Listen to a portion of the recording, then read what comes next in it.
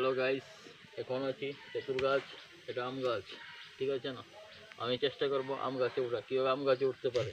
আর তেঁতুল গাছ খুব টক, তেঁতুল কিন্তু ক্যামেরা সুন্দর করে ধরো।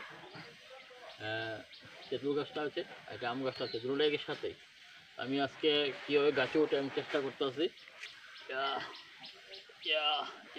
জলন খাবো, ইয়া দেখাও, উপরে দেখাও।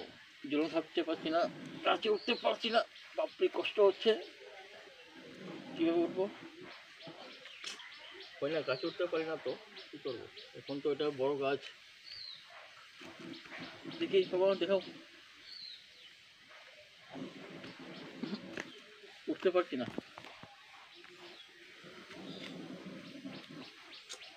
খুব কষ্ট হচ্ছে। তেঁতুল গাছটা দেখি, উঠতে পারিনি, কষ্ট হচ্ছে। ক্যামেরাটা আমার দিকে দেখাও। জুলুন খাইছিলে? জুলুন খাবো,